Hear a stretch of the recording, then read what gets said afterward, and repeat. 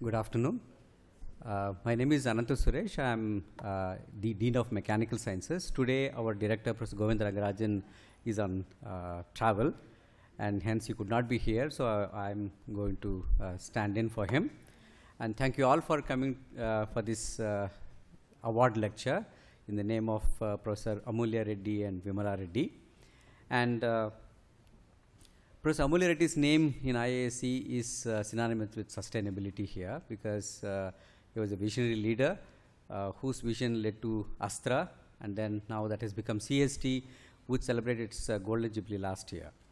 And many faculty of CST, and of course students, postdocs, and everybody there share the vision of Professor Amulya Reddy, which was way ahead of his time. We talk about sustainability now, but I guess that was not a word that was on everybody's tongue at that time, yet he had the vision to establish Astra and then now CST. And I would like to inform all of you that Journal of IASC designated 2 issues of its journal of IASC, which is also very old. It's about 110 years old. And last year we had 2 issues were edited by CST faculty, Professor Madhavi Lata and Professor Ellen Rao and Dr. Veer Raghavan, and others who wrote number of articles. I urge you to read those 2 issues. One is already out, other will be appearing very soon. And like I said, many faculty of CST share the vision of Professor Amulya Reddy, and one of them is Professor Monto, who is going to give that award lecture today. Professor Monto is an architect by training. He has a master's in civil engineering and a PhD in sustainability. So he's the most appropriate person to give today's award lecture. He's going to talk about sustainability science, drawing insights from architecture and design, and he says both philosophical and practical insights. We're looking forward to the lecture. Professor Monto.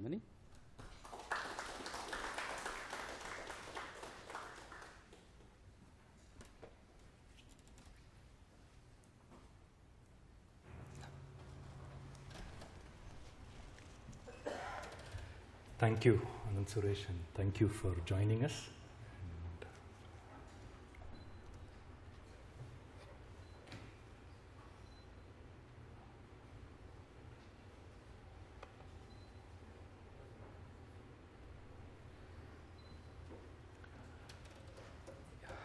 Yeah, so it's another probably 3 or a month. I would be 20 years in the institute. I joined here 20th May, yeah, so it was a bit of a down memory lane for me as well, pull up my own doctoral slides and stitch the whole journey together. Today and yesterday was tough because I started with some 140 slides and it's come down to about 90, and I'm hoping that it's going to be worth your time. So this is some of the slides from my doctoral work where I started examining and forecasting sustainability. So it started with assessment, which essentially you start from the built environment, the living environment. The living environment comprises the built and the natural environment. And our environment actually evolves around the lifestyle that we need. And we are interested in forecasting as to, okay, where are we headed? How are things going in the future? And in that sense, we need to understand human settlement processes. And human settlement processes involves interactions between the natural and the built environment. Again, the human settlement processes align with the activities, the societal, and there is a one-on-one between the living environment and the built environment, the natural environment. And finally, it's a community that determines these. So at that point of time, my query was more into, okay, what is it in the community that determines the kind of living environment we bring about? And that query was attitude. So this whole model looked at attitude as a determinant of sustainability. To convey this simply, many of us have lived in hostels, right? And we probably lived in a wing where the hostel rooms are identical. Right. So in all aspects, the material, geometry, color, windows, everything, the rooms are identical. But one can get into each room and tell the attitude of the person living there. Whether the person is studious, whether the person likes environment, nature, whether the person is disorganized, right? The attitude tells us. So this was a simple example I had taken, where if you say you have flooding, which is a natural occurring, and if it depends upon who is responding to a little amount of flood water. Say if it's children, it's entertainment for them, right? If it's aged people, who are worried about slipping and slush, then it's a different. So the same observation in nature has different interpretations or concerns. So typically what we do is we either leave it alone or we say we want to put in a paving there. And our attitude will tell us, okay, what is the paving type that we need to align with. Attitude has three components. It has the cognitive component, that is what we know about that particular object we are looking at, what is our feelings, and what is the final actions that we take, right? So giving an example, if you are buying a car, we might objectively know that a particular car has the requirements we need in terms of fuel efficiency, in terms of the size, mileage, but the model may not appeal to our feelings because some cars are sold as taxis and we don't want to buy a model which sells as taxis. So we try to look for some aspect of a feeling as well. So the connect here is that the nature of paving that we put up decides what happens next. It has an impact on nature. If it's pervious, it allows for percolation, then the runoffs are different. If it is completely, so based on this, you can model the built environment that comes about. You can look at multiple aspects of the built environment. So this was the model that I had looked at. At that point of time, I had looked at water and sanitation. And these are the various, looking at lifestyles, looking at the population dynamics, looking at the sustainability aspect at that point of time was, okay, health, the social integrity, and lifestyle. So this was a model that I had come up with at that point of time, looking at 7 types of built environments, starting with residence, then agriculture requires some amount of alteration to nature. Then you have administrative services, you have industry, education, infrastructure, and transport. And the attitude of people involved in each of these determines the operation and how they function, right? And this is where very often we have conflicts, right? So I had taken a small settlement around a lake called Velachery in South Chennai. And these involved communities from multiple economic backgrounds, some from slum, some were high income group, and the nature of the built environment determined the kind of lifestyle that they led and their sustainability. And here the sustainability was, okay, how much money am I spending towards buying water? What are my health implications associated with the environment there? How am I impacting the lake water quality? And I had come up with a small GIS model in terms of, okay, the intensity of pink actually tells the intensity of the health of the community, and the intensity of blue tells the intensity of the lake. So this was modeled for about 20 years, and incidentally, probably the 20th year is somewhere around now. And now they have actually revived the lake, so it's not as it is now. But at that point of time, the disease instances in those communities, the kind of morbidities that they faced was something that I could model. So this is as far as my doctoral work goes. Then coming to, okay, multiple questions or doubts that we have about sustainability. One is, okay, is everything that lasts long sustainable, right? Then is everything that is environment friendly sustainable? Cost effectiveness, making everything affordable, making everything cheap, is that sustainable? If everything you look at from a cost benefit analysis, right, beneficial to society, right? Then something that is convenient, quick. And we also look at choice in terms of increasing choices, is that really sustainable, right? And it also actually conflicts with adaptation or Darwinism, right? And safety. And the safety part I brought in last because just last year the National Safety Council of the US had called me to give a talk. And I didn't have that word out there till they actually brought me in, and I asked them, okay, you guys are talking of safety, and why do you have to have me there? And then I realized that, I'll come to that. So lasting long, there is a lot of research going on, right, with anti-aging research, right? And there is also a little bit of a, I would say, an internal sort of a conflict here, because oxygen that we breathe that is required for our sustenance is also an element that causes aging, right? That's why you look at antioxidants, right? Then you have plastics which are lasting much longer than they should, and then we have the issue of forever chemicals that is contaminating almost every living tissue on the planet right now. And in mythology, that's immortality is the only boon you cannot get, right? You ask for anything else, they'll give you, right? So lasting long is not necessarily something that aligns with sustainability. And incidentally, at that point of time, the literature that I had gone through on sustainability looked at electronics. They looked at the sustenance of a charge in an electronic component. The word was coming from there. Then environment friendly, we look at biodegradability. We look at newspapers today, which we say is biodegradable, but what about the ink and all those dyes that are used in that? We looked at renewables. Now with renewables, there is hydropower. Dams today are being dismantled because they are actually looking at aquatic ecosystems and completely disrupting multiple species and forest systems. Right? Photovoltaics also I will talk about. And then I had put, there's wind coming up here. I'll talk about that later. And there's also a conflict between green. If you take New Zealand, a lot of the native diversity is actually been cleared for pastures. And pastures is something that in our vision is clean, green, nice, right? And again, even within the government documents, there is a slight parallax between what is forest cover, what is green cover. And both are not the same. Like I was telling you, dams being dismantled, and this is happening across the world today, right? And then I was looking at cost effectiveness, right? You have something called rebound effect that comes from efficiency.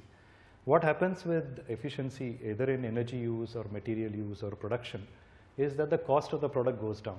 And when the cost of the product goes down, it becomes affordable. And when it becomes affordable, we use more of it. We buy more of it. So the net energy consumption actually goes up. That's called the rebound effect. We're also looking at plastics and toys. And if you look at a lot of the plastics that are sold in terms of the village fairs and all, yes, it is entertainment. Children enjoy them. But the toxicity exposure to those plastics are very high, right? So they are cheap, but they are not necessarily safe on you. Then we have mobile phones and navigation. I'll give you examples of that. And then we look at, say, biodiversity and this conflict of roads going through forest areas, right? We say that, okay, it benefits society. Even, for example, the recent Supreme Court ruling, the Supreme Court has gone back on its own ruling with what do you call this, overhead transmission lines for renewables, right? Earlier, the Supreme Court had said that these have to go underground, and then when the economics was presented in terms of the benefit to the country, they said it's okay, there's some price the environment has to pay. Then we have internet. I'll also talk about that moving forward. And then we have convenience, right? Easy access to information. And the issue here is that access to information is there, but do we carry that information ourselves? Our relationship with the information is different. Even like cooking today has changed because we have fast deliveries, and we are also looking at convenience, non-stick cookware. And just last year, 3M stopped manufacturing Teflon, which for decades was known to be a carcinogen. Right? So we are looking at convenience at one end and then the health threats at another. Then Internet of Things like lights, bulbs that we get, making people more and more sedentary. It is convenient, but then it is causing health issues. Today, piped water supply versus consumption. This is one of the strongest reasons for increased water supply consumption. The data shows that if the point of access of water is more than 100 meters, then your water consumption actually drops by 50%. So you make it convenient, we are consuming more. Then the relationship between, say, value and skill, right? And if we are most of us travel, we go to airports, and you will find that a lot of the traditional handicrafts today are made with laser etching rather than, people actually doing it by hand. And the value was for the skill, and today even that is getting replaced. And then we have plastic bottles, and this was something that I have been struggling with for nearly a few decades, where contamination and the vapor permeability of plastics is much lower than in glass. But Plastic bottles don't break, they are lighter, they're easy to transport, so that makes it convenient again. And coming to safety that I was telling you, safety is actually fundamental to survival. Our fight and flight response comes from sustainability, right? Our drive to sustain, right? Then health, productivity also comes from, and our built environment actually is supposed to cater to both. And we are actually revising the National Building Code and the BIS code on sustainability, where we are saying that wellness actually deals with societal and planetary wellness both. And if you've seen the recent legal rulings, in fact, the Madras High Court said that you should assign Mother Nature the rights of any individual, whereby, you know, the right to Mother Nature being healthy, safe, and having individual rights should be maintained, right? And then even 2 days back, the Supreme Court judge has said that India is probably the only country where legally they are moving from an anthropocentric approach to an ecocentric approach. Okay. Again, from a safety point of view, we use a lot of these hand sanitizers, and we find that those residues, if we go to a hotel, typically we use hand sanitizers in a hotel, we pick up the laser printed paper, and we find that our skin actually absorbs a lot of the chemicals, toxins. This is again recent, where a lot of the fire safety equipment actually carry carcinogenic compounds. A lot of the fire retardants used in the built environment are actually carcinogenic. So components and built environment features which are meant to ensure safety are actually inherently toxic by themselves. So Massachusetts actually has said that they'll phase out. France, for example, has said we will phase out anything with forever chemicals and all of that. Again, all the safety wear are posing problems themselves, right? Coming to the fundamental issues, we have sustainability can be examined in terms of generation sustenance, location sustenance, and the ability of technology or design to support sustainability. So we're looking at generation. Okay, I'll come to this. There's also a debate going on in terms of when we say nature, is human part of it? And there is a drive in terms of to include humans as part of nature. And if you see the use of the word nature and environment, the word nature is actually declining and the environment is on the rise. So technically the definition of nature in the dictionary does not account for humans. It accounts for externalities other than humans. Yeah, so this is again coming from my doctoral work. You have generation 1 and generation 2. So this is intergenerational sustenance. So you look at the current generation living healthy and the current generation giving rise to the next generation that is healthy. And you need both, right? So, and globally, if you see, fertility rates are an indicator of intergenerational sustenance. And globally, fertility rates are plummeting. It's not choice to have children, but it is inability to. So this is clearly a threat to sustainability in terms of the intergenerational one. Again, this is a threat. And also, what is excessive indulgence in the digital media, what is it doing to us, right? You have complete, like for example, drop in your happiness levels, contentment levels. And these are, you can go on, and these are increasing today, right? This is an interesting article I came across, 1933 Current Science. This is talking of Einstein. And he says that a few years ago, people had a choice to sit down and think. It could not be helped if someone did not make use of the opportunity, but now no one is in a position to stop and think. But with AI ML coming in, now you don't even need to think, right? That's what Einstein would say if he were here now, right? And at that point of time, he said that scientific technique is growing so fast that it must soon slow down to permit ordinary man to catch up, right? But ordinary man has a mobile phone today with Google and whatnot. So this is also an interesting updated study on by Myers, and he says that increasingly, though income levels have risen, the feeling that you are leading a meaningful life has actually gone down. Right? And again, with all these plastics, and incidentally, again in the code that we are updating the fact that microplastics are emerging a lot from the built environment, from buildings, from products, and they are actually inhibiting the ability of plants to generate fruit, microplastics in the soil. A lot of our colleagues working on microplastics and remediation. And even industry is changing. For example, Patagonia said that our investment now, we will consider Mother Earth as the only stakeholder, the primary stakeholder. So all over and today sustainability will succeed only as a business model, right? Because people want it that way. People are willing to pay. Again, the fact that rising income has not necessarily correlated with rising happiness or contentment. And this is one of the longest studies that was done by Harvard, where they said that the single most factor that determines happiness is human relationships, right? But that is exactly what is getting threatened, right? Today we are talking of mobile phones, social media, but still we feel lonely. The kind of interpersonal interactions that happen is very little. The need to get out of the house, go and shop and talk to others is also going down, right? And we seem to be busier and busier. And where are we really going here? So the other part I was mentioning was locational sustenance, as to can you sustain at a particular location, and a force draws people to a particular place. Like people come to IISc because they feel that this is the best of research environments, best of places to learn, so they're willing to come here. So there's a reason why, and if you feel that this place is inadequate, then we move on.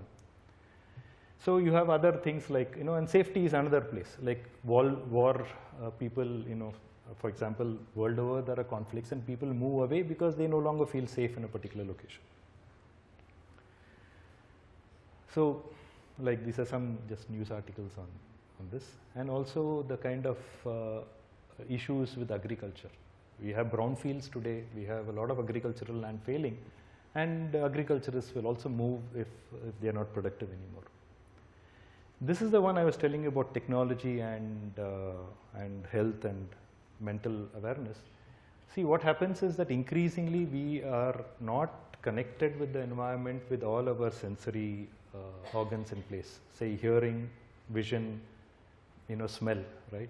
If you're putting noise cancelling earphones and you're walking down the road, obviously you're disconnected from the environment, and that has evolutionary problems, right? And this is the case where your geographical awareness is actually imbibed or not actuated, because you're increasingly dependent on Google Maps or satellite navigation, and that people have said will result in causes of Alzheimer's as you age. It's technology, it's not always a bad thing. Like there are cases where people have used AI and all these machine learning models to look at, okay, cameras and can you identify poachers? And this is something that interestingly struck me, because when we were interacting with the forest guys on a project and we said, we'll help you track and monitor wild animals, they said, see, wild animals we'll take care, you help us with poachers, So if you're looking at sustainability, it's a prime objective of life itself. First is to exist. This is the one I was telling you about, generation sustenance. Then second is to multiply. But for the civilized world, it means more, right? And there are always conflicts. Like for example, dogs on campus. There's a conflict, two ideologies. Nuclear energy, there are two ideologies. And a lot of the directions in terms of cloning, cars or bicycle, this is changing. In China, for example, roads were banned of cycles because they wanted people to move to cars and other automobiles. Coming to literature, there is a distinction we need to make between prosperity and consumerism, right? Prosperity is related to wealth and cultural development, right? Consumerism is more to do with just one factor, which is economic growth. Both are not the same, right? And if you ask me what is cultural growth and whether we are prosperous, take up today's newspaper and show me one page in the newspaper which doesn't talk of some violence or some gruesome murder or somebody attacking somebody else. Any single page in the newspaper, and this has changed over the last 10 years, right? And then we had 1930s, we had Dr. J.C. Kumarappa, who was a trained economist in the West, and he came and joined the Gandhian movement. And he had actually, his book on economy of permanence is fantastic. You should read it. It's available online. And he looks at economic growth that does no irreparable damage to the environment. He looked at decentralized distributed economies, local skill, looking at India's diversity. Right? Then came the silent spring, which looked at insecticide use, pesticide use, and its impact on biodiversity, 1960s. And then we are looking at the Brundtland Commission definition of sustainability. Right? Even before, in forestry management, people looked at, okay, how do you manage forests so that you can sustain them? And the ideology was that you live off the interest and not the capital. Here again, we are today talking of not only a diminishing interest, we are talking of a diminishing capital overall. There are modern studies as well. You must be aware of limits to growth. The Club of Rome, which they called, they looked at, future economic and resource environmental sustainability.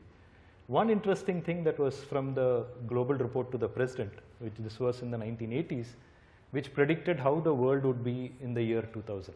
And it's even valid today. It says that if present trends continue, the world in 2000 will be more crowded, more vulnerable to disruptions than the world we live in now. So what is sustainability? It's not a static model. It's a dynamic stability, like this is a picture of a coconut tree which got displaced due to a storm, and then in the progress of balancing itself takes a spiral path, right? So it's a rhythm, it's a spawn. And at the most fundamental level for humans, we are looking at air, water, food and shelter, but in addition we also look at a quality of life. And this is where the issues are. And you have two approaches or perspectives to sustainability, weak and strong, right? Weak sustainability looks at economic drivers being more dominant than anything else, and that if you have the money, you can fix the environment as well. Strong sustainability says that you need to live within the confines of environment, respect environmental systems, and that is where if you're looking at the 9 planetary boundaries today, we have already vitiated 6 of them, and there has to be a balance between the two. And you look at short term and long term. The short term and long term can depend upon the particular stakeholder or people involved. Like for example, if you're looking at evolutionary stakeholder, then the short term is probably 100 years. If you're looking at economic decisions, then we are looking at returns in 5 years, 10 years. That will change. And also we can classify our requirements in terms of needs, necessities and desires. But the needs are very, very, very little if you were to quantify them. And then you look at our desires, that goes unlimited, right? Now this again draws the distinction between the ideology that promotes consumerism. It says that, okay, go after your desires, you're happy, you're satisfied. But satisfaction or desires doesn't have an upper limit, right?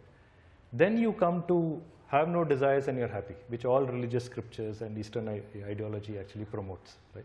And very often we follow the first half till retirement, and post-retirement follow the second part, saying that we'll be more useful to society, we'll now not cause any damage to environment and all of that, right?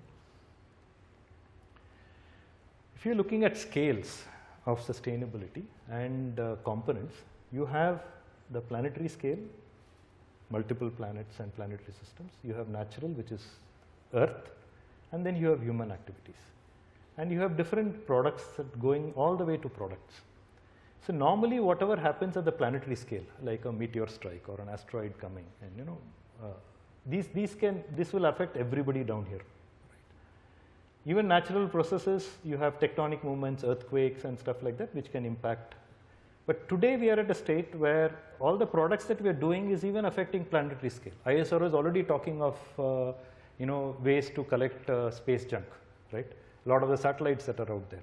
Microplastics are found everywhere in the planet, right? These are all starting at this level, right? How are we going to address this? So what is sustainability science? It's studying interconnectedness within and between systems. They're looking at dependencies, vulnerabilities, impacts, identifying and defining indicators of what is health, what is productivity, right? And it's ascertaining the dynamic balance between systems that are always changing. Right? So I'll give you a case study of a tsunami affected village, and this incidentally, the time I joined the institute, this project, Center for Environmental Education, had approached CST. Professor Reddy and I were involved, and we were to provide housing and sanitation. Now this was a very interesting case where we had to deal with the dilemma of doing nothing and doing something, right? This was a very sparse community, and they said they need sanitation. And we said, why build anything there? Leave them, they are happy. They said, no, no, no, they should be developed, we should give them something. I said, okay.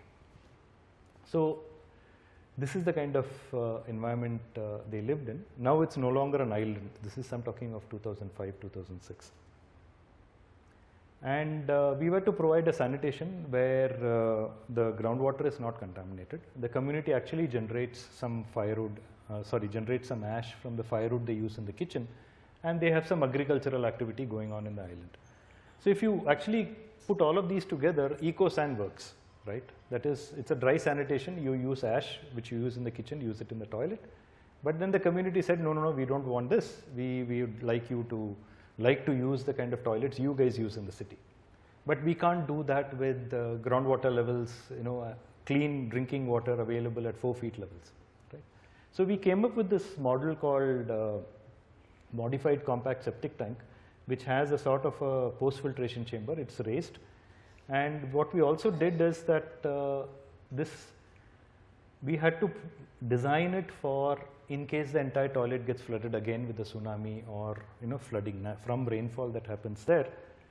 So we designed a system that is resilient to flooding and which will resume functioning after the flood waters recede, right? And we also looked at a system whereby we create an impervious layer below the pipes that are dissipating the wastewater coming out of the septic tank, and we can also actually disinfect the water leaving the septic tank during rainy seasons, right?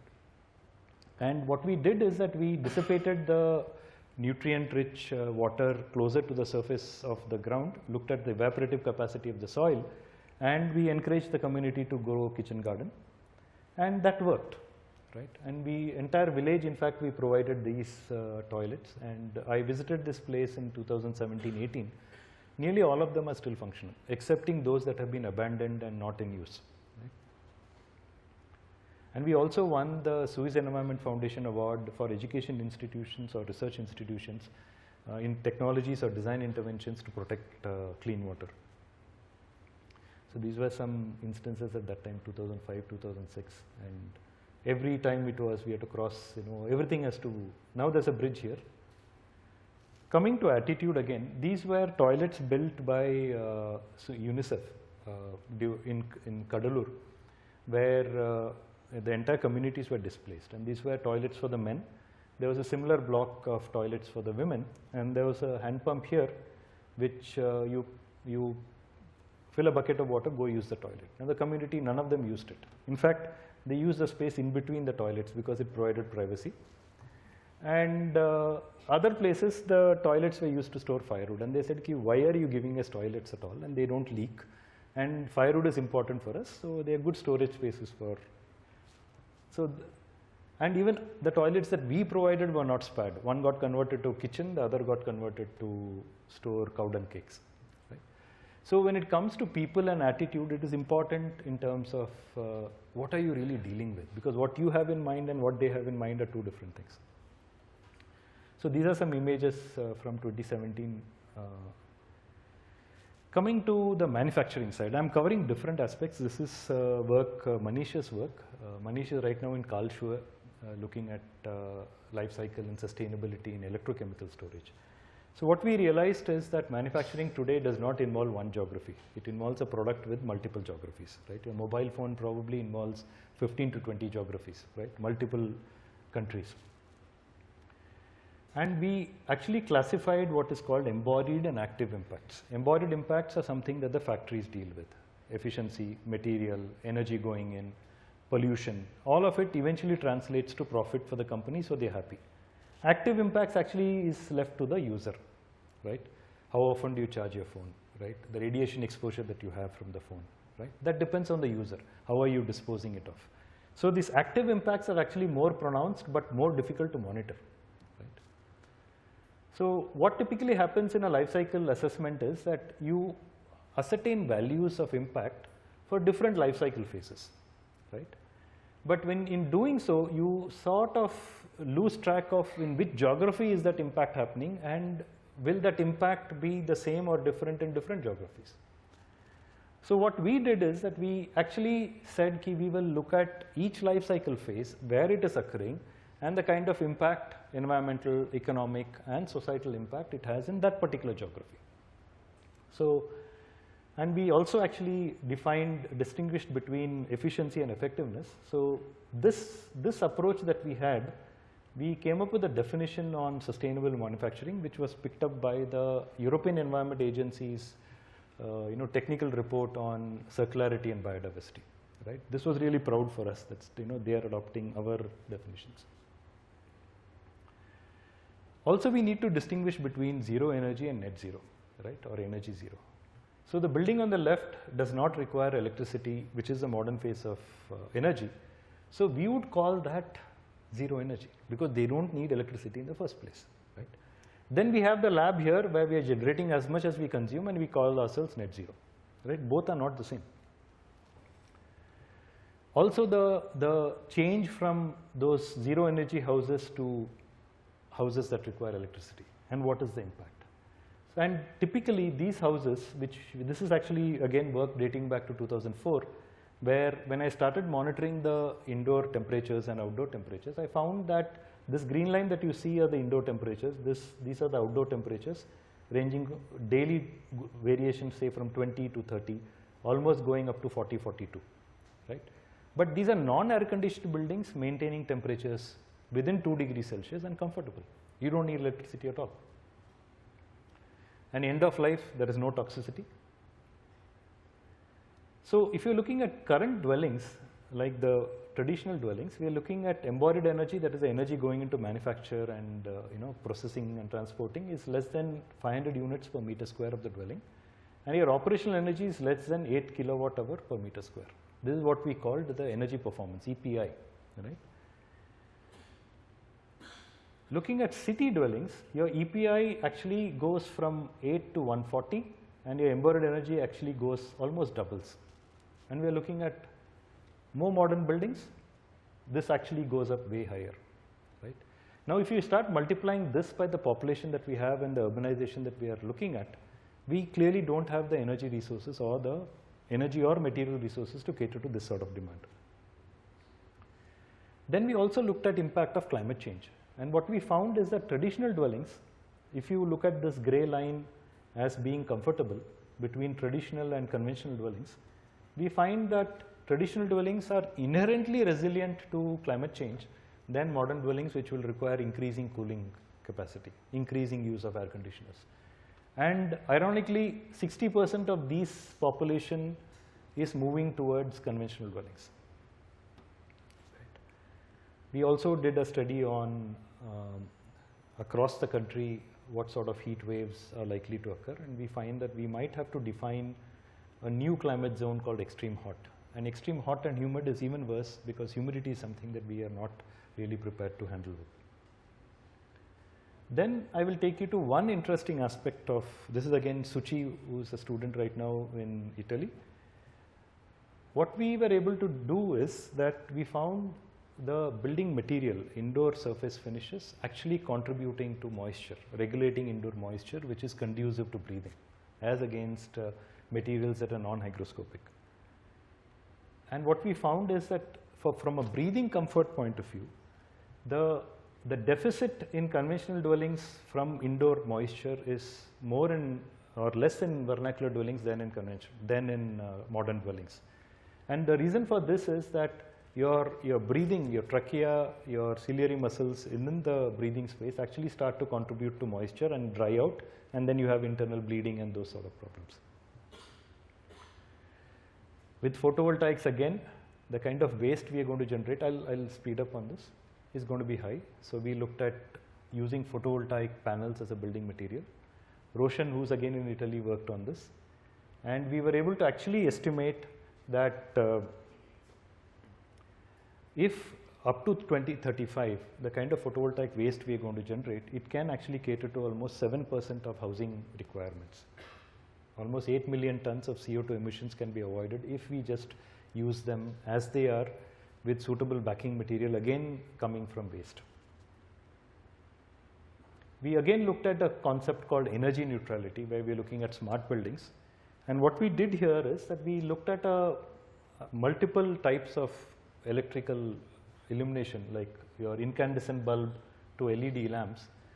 The challenge today is that with appliances becoming more and more efficient, the scope to save energy has actually gone down, right? The only way you can save energy is by switching it off or switching it on, right?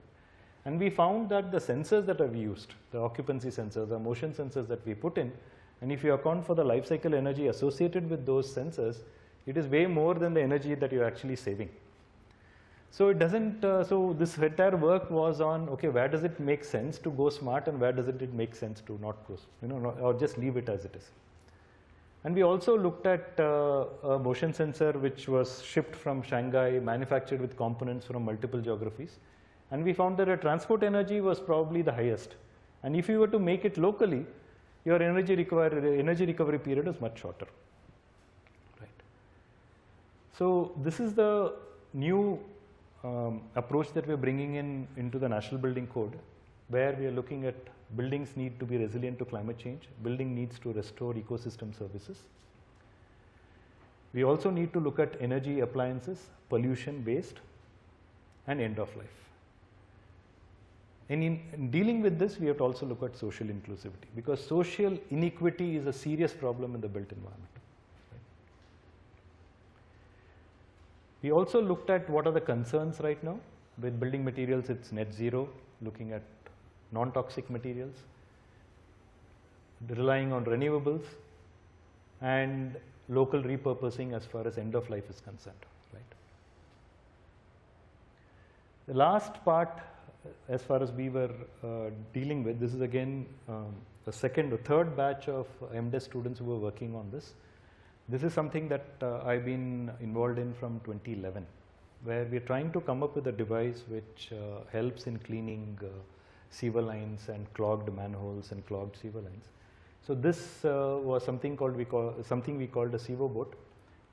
Yogansh and Ujjal worked on it, and we also won the Lexus Design Award because this was completely controlled by a mobile phone. All the feedback was on the mobile phone. We are still to get into commercializing it, but otherwise there was just a working prototype that we had. So finally, if you're looking at efficiency versus effectiveness, we have rebound effect I told you about. Then if you look at elephants, right? Elephants have the most inefficient digestive systems among mammals, right? That is something that everybody and ecologists will tell you.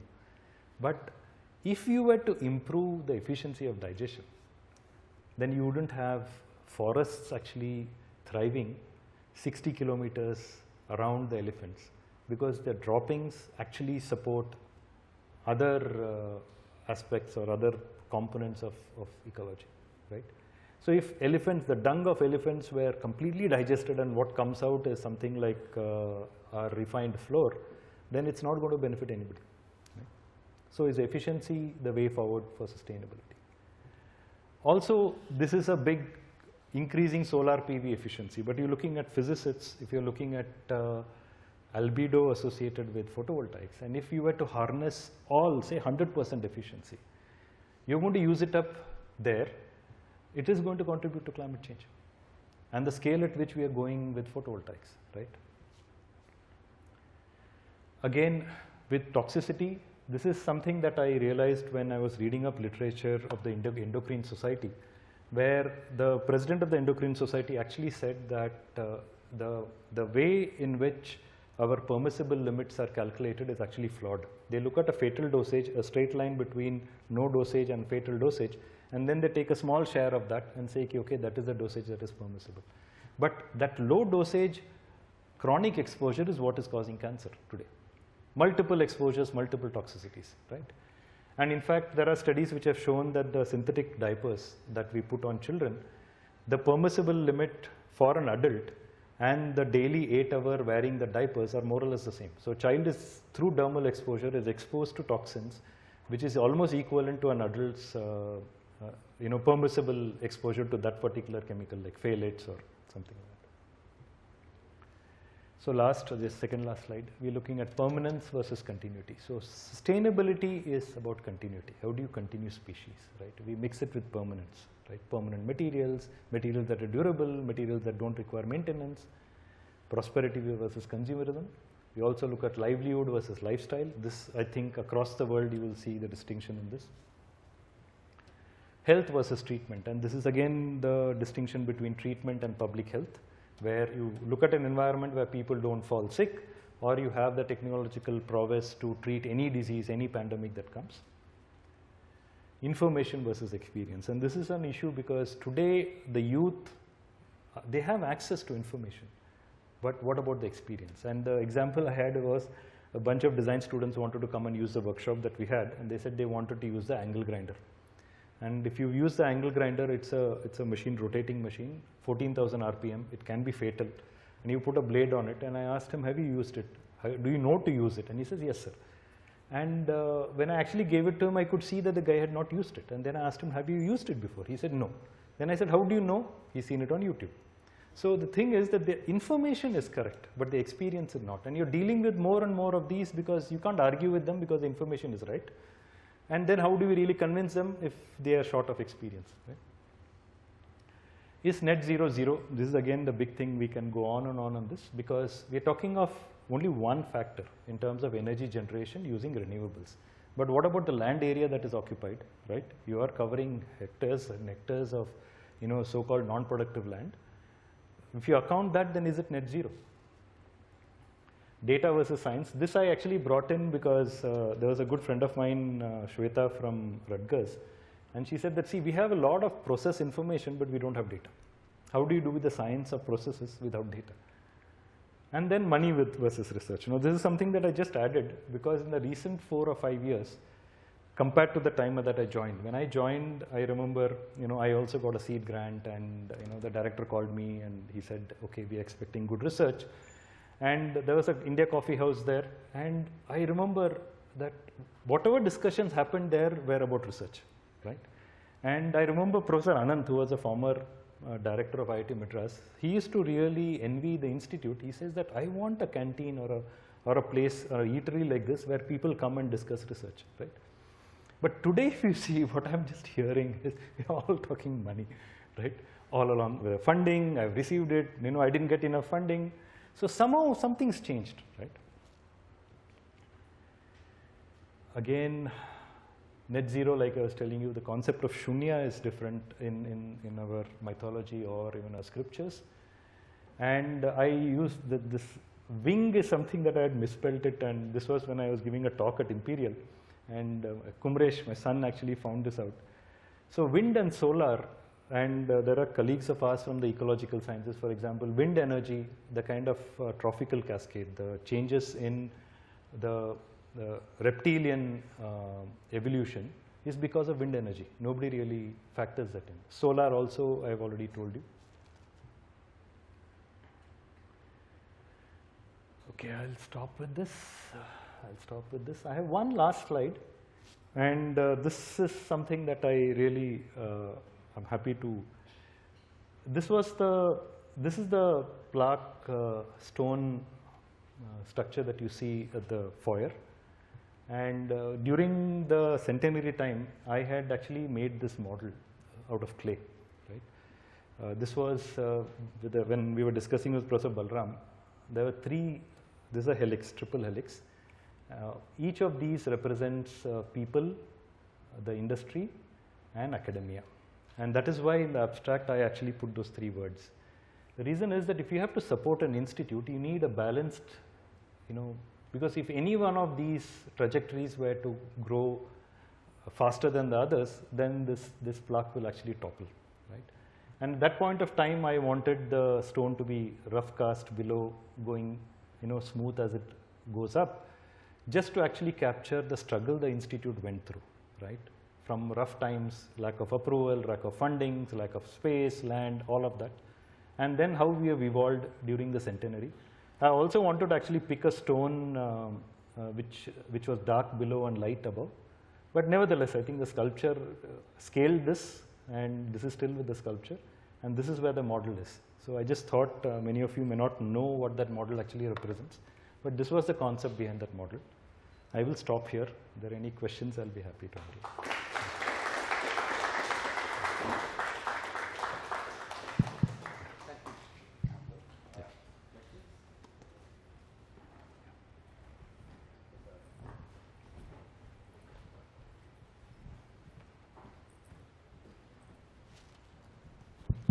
Thanks, Monto, for a thought-provoking talk.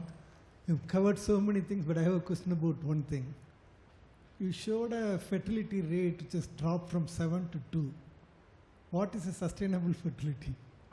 I think they So say today that the population has been growing enormously, even though the fertility is low. So is there a sustainable fertility? right. Actually, they say 2.1 children per family is supposed to be a So we are Yeah. come to sustainable, so we Yes. don't need to worry about it being low. yes. But yeah, but if you look at Europe, most of their population also is at a decline. So that is by and large India, China always had a population, always. Always.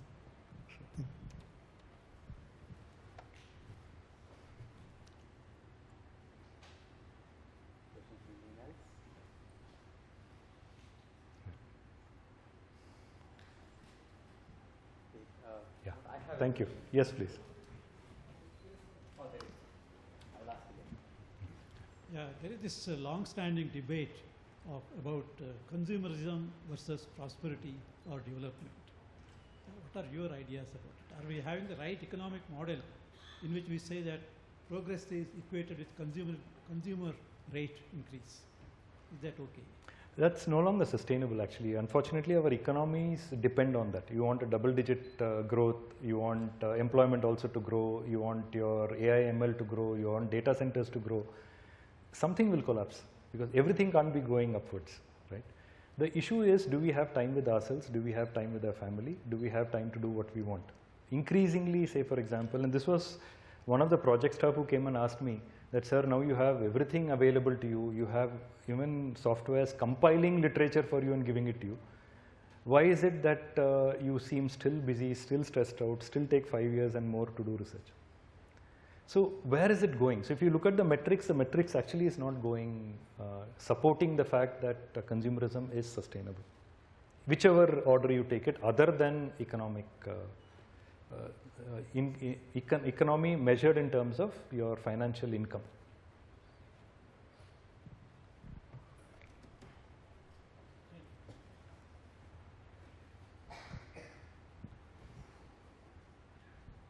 Before others think of a question, I want to ask Yeah. you difference between permanence and continuity. For the species it applies, but what about the products that we make? What is the continuity equivalent there? Because these days products are made not to last for a long time. Yes, right? that is, yes. Obsolescence and other. Absolutely. obsolescence. Yeah, so the thing here is that, see, if you look at automobiles at one time, or anything of our daily use, I mean, I'm sure, you know, my grandfather or my father had a ballpoint pen which he kept for 20 years, 30 years, right? So it was designed to not fail at all, right? But failure as a model to promote consumerism is, take for example your car. They give you a 3-year warranty.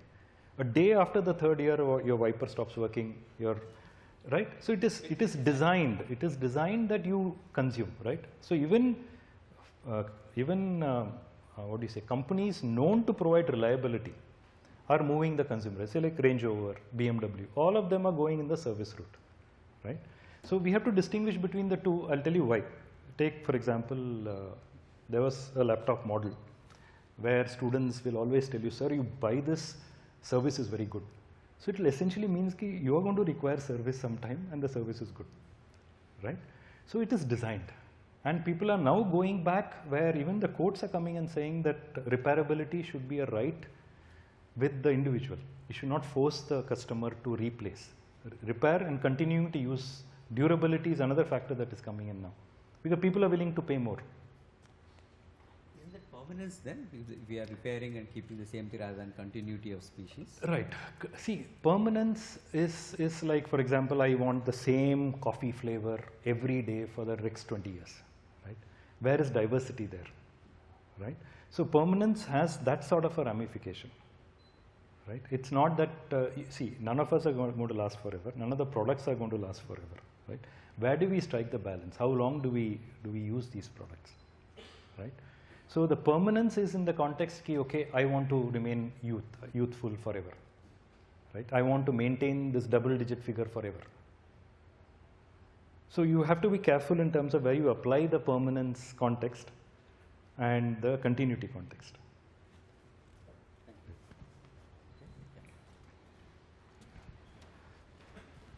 I have two questions. One is related to the earlier house that you mentioned, where the temperature is kept within very small variation and so on. So now one of the things which I know that in a large part of rural West Bengal, I know for the fact that people have moved from that type of house to something different because of the unavailability of the material which they used to use for the thatched roof. And the reason of the unavailability is that you want to have the variety of paddies where the you can actually produce more, right? Where the thing you cannot use anymore for your thatched roof. Now the thing is that of course you are moving from this type of house to that, but at the same time you are getting the benefit of the same piece of land producing much more rice, which means food becoming more affordable to the same set of people. Now how do you quantify the cost benefit here? Because these are two very different type of things. We are getting exposed to things because the house has changed, but food has become more affordable to the same population. So is there any way of like quantifying it and then say this movement has not been good overall? Because somebody may think getting more food, easily getting food is much more important than, you know, having that house. Right. So again, the point that you had raised, Suresh, on permanence versus continuity. See, those houses are not permanent, but they require maintenance, right? I'll give you a small example, and say if you go to the village market that happens every Sunday, or you go to villages or farmers, you will see them carry huge loads, right? Immediately for an engineer, he'll say that is drudgery, right? So I will come up with a trolley or some equipment to take off that drudgery, right?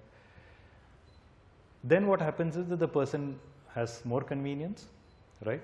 With mechanization, with more of these, you know, fertilizers available, the land productivity also goes up. Then he has more conveniences, he or she has more conveniences. Sedentary life leads to obesity. Obesity, again, you can have medical devices that monitors it, and you can have treatments for it and all of that. And one of the effective treatments is that you go to a doctor, he says you need physical exercise, you go to a gym and you pay, go to a gym, and there you do something called a farmer's walk, right? And the farmer's walk in the gym essentially means you take those 2 iron balls and walk up and down the gym. What the farmer does it, you call it drudgery. This you call a workout, right? So we have to it's eventually about balance between systems. That is what I told you, right? So in the process of maintaining the house, what you find is that the house itself is connected with agriculture. Like you rightly said, every 5 years they grow a particular crop which gives them a height, and the stalks are used for the roof, right? And when we studied the house, we found that the house is also involved or in maintaining community integrity. Because when the thatch is getting replaced, the local skill comes, it's locally grown, and the rest of the community actually comes to help the family where the thatch is getting replaced, right? Today we go with more permanent materials because we feel that that is hard work, it is difficult to maintain, skill is not available, and you know, material resources are also not available. Then we go for industrialization. So we need to strike a balance between the two, right? Where that balance is again context dependent. Today, yes, we have food surplus, but India is still malnourished. If you look at the malnourishment map, though India produces enough surplus food, we are considered malnourished. Because it's not only rice, you need some other aspects also as part of your diet. So that is where I feel the answer is that you choose to live simple if your life is determined by increasing consumption, then you go with other problems associated with it because you can't maintain this. You can maintain continuity in a much smaller resource dependency than on a much larger, resource dependency. Have I answered your question? Yeah, sure. Can I ask one more? So the other thought I have is that at the very beginning you showed the importance of the community and how it is interconnected through the various components and so on. But many of these problems, leaving it to either the individual or just to the community, isn't it taking the burden away from the people who are controlling the overall economics and taking it onto us in terms of, say, consumerism? When you say buying a new car or something, two people may choose not to buy. But if government put a lot of tax on things like, if you are using roads, if you have public transport but still you are using a car, you have to pay heavy tax. That is one way of reducing consumerism. So why does the burden lie with individual or even community and not the people who are controlling the economic decision and the policies? Yeah, it's difficult. It's again coming to attitude of the administration and people in the administration, right? And what are they sensitized towards, right? Today, most of the economists are trained in an economy or economics that relies on consumerism. They don't see any other way. But if you read this book on economy of permanence, he actually talks of wealth, he talks of local economies, jobs for local people, not urban centers being. And today, if you look at, there was a time when we had just gone to have tea, right? And then you had these villagers who come with their bulls, fantastically decorated, asking for money. Now, if you look at us, we have sort of become very uniform, right? Same sort of education system, same sort of lifestyle we are leading. But the people who are identity, who have a unique cultural identity, is those people. And the whole idea, it is intended that you transform them. If you look at Rostov's development model, the whole ideology, it's a systematic, deliberate effort to clear diversity, to disrupt traditional systems and bring them into mainstream economy. Now, the huge populations that we are dealing with, we are not going to sustain that. I mean, looking at India, is the largest share of age group is those requiring jobs. Where are those many jobs? And all of them are mostly now, PhDs are so common now. Earlier, even having a BTech degree or a B.Ed degree was something very respected in the village, right? So somehow I feel this whole drive towards uniformity is threatening sustainability itself. Places like Bhutan and all of these places, they have tried to revive it. If you look at development theory, in the 1940s, American advisors were sent to Thailand because Thailand Buddhism was very pronounced, and Buddhism talks of simple living, renounced living. And the advisors went to the Thai king and said, see, if you guys are talking of Buddhism, your economy is not going to grow. This is recorded in literature. So it is, dependency and today fear of health, right? See, having a hospital near where you live is not going to prevent you from dying. You can die in the hospital. But it's not, that is where we are. If you look at, if you hear even FM radio, how many advertisements on hospitals? Right? And if you see every street, if you have a psychiatrist or a mental wellness expert there and a hospital there, it is indicative of a sick society. It is not indicative of an empowered society or a healthy society at all. Yeah. Is there any sustainability index which shows that any particular region or society is more towards sustainability? Yeah, a lot of indexes are there. Ecological footprint index is there, human development indices are there, happiness index is there, lots of measures are there. Okay, where do you stand in India? I mean, that's what I said. It's a question. I think we are definitely very discontented as a society by and large, dissatisfied, discontented. So I think that is a problem.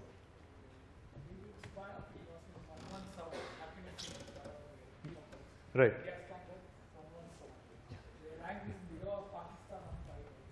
Yes. I don't have any comment. I just like to compliment this economy of permanence, that book. you came to know. I was walking and trying to buy some khadi clothes in a khadi shop. I suddenly saw that book there.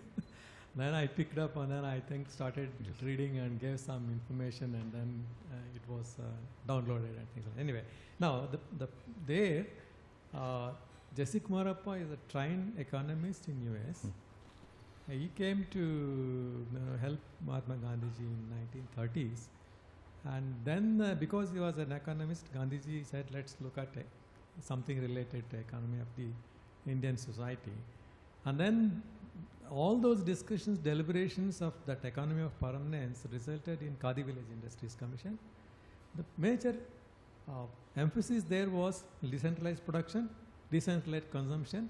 So you serve a society within a small circle so that it becomes permanently renewable kind of thing. So I think such practices now KVIC is trying to find how to integrate with big industries like what others are doing. So this survival problem is there for KVIC now, I think. Right.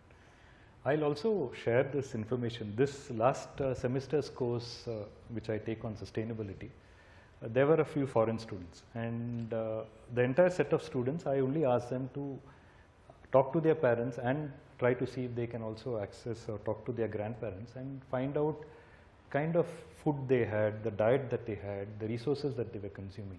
And interestingly, the diversity of food, the vegetables, the other aspects, even meat, the diversity that they had access to was much higher when they were consuming locally than it is now.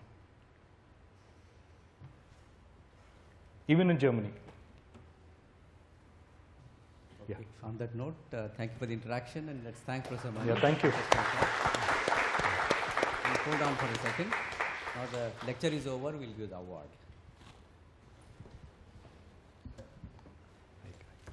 Come down. Yeah, we have middle daughter of Professor Amulya Reddy here. I would like to.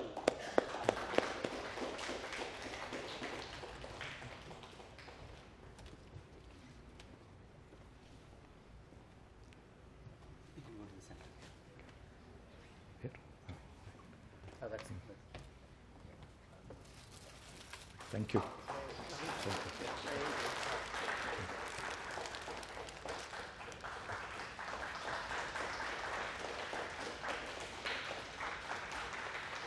Thank you so much. Thank you. Wonderful stuff. Thank you. I think there is high tea over there. Please enjoy. Thank you very much.